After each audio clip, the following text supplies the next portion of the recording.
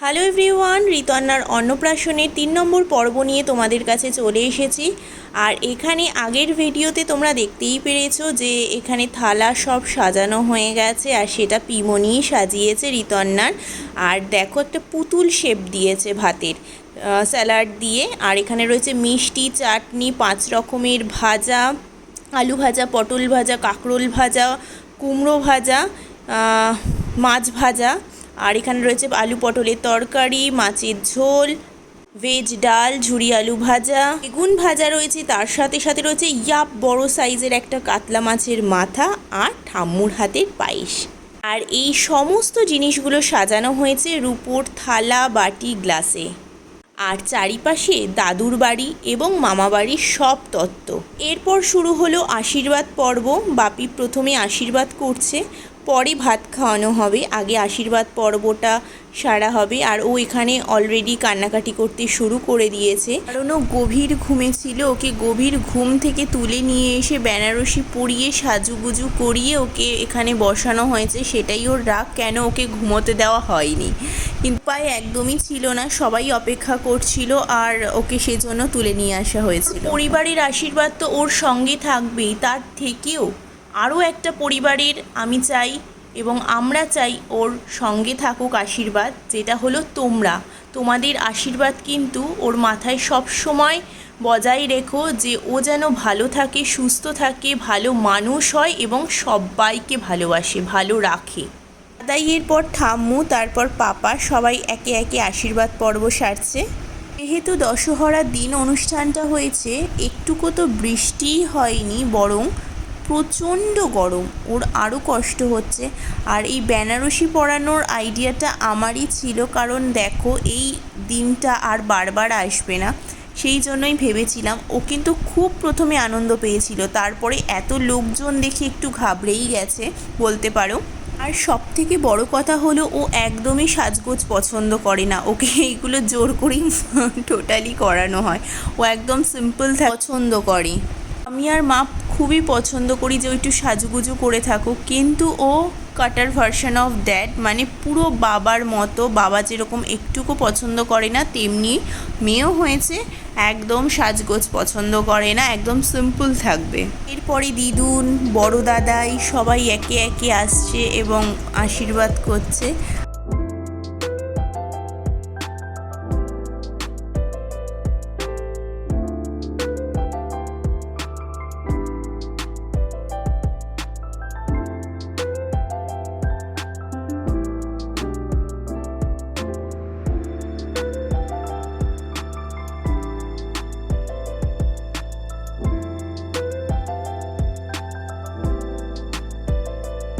ইনি হলো ঋতন্নার বুই ঠাম্মু, মানে আমাদের সেজো মাসিমণি, ওকে আশীর্বাদ করছে।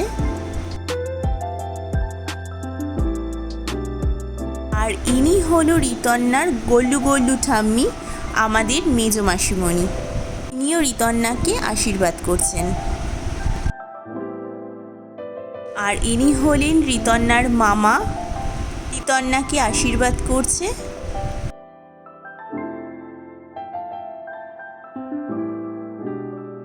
আর ইনি হলেন ঋতন্নার মামিমা, ঋতন্নাকে আশীর্বাদ করছে। ইনি হলেন ঋতন্নার আরেক মামা, ঋতন্নাকে আশীর্বাদ করছে। আর ইনি হলেন ঋতন্নার পিমনি, যে থালাটা এত সুন্দর করে সাজিয়েছেন, ইনি হলেন সেই পিমনি। আর ইনি হলেন ঋতন্নার দিদুন, ঋতন্নাকে আশীর্বাদ করছে।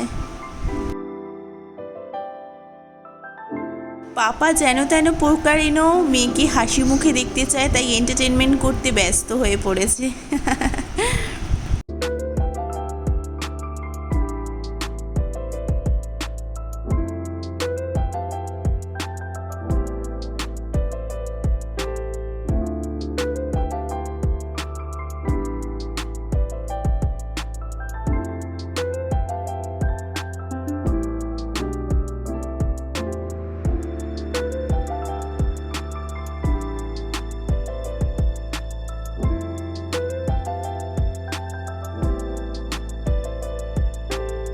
যতই ঋতন্না কান্নাকাটি করুক না কেন এই দিনে ঠাম্মুর হাতের পায়েস পেয়ে কিন্তু সে বেজায় খুশি, কারণ ঠাম্মুর হাতের পায়েস খেতে ভীষণ ভালোবাসে সে। এরপর চলে আসলো সেই মোক্ষম পর্ব। এই প্লেটের মধ্যে বই, টাকা, মাটি, পেন ইত্যাদি অনেক কিছুই রয়েছে। তার মধ্যে থেকে ঋতন্না ধরে ফেলেছে বই, যেমন ঠিক ওর পাপা ধরেছিল।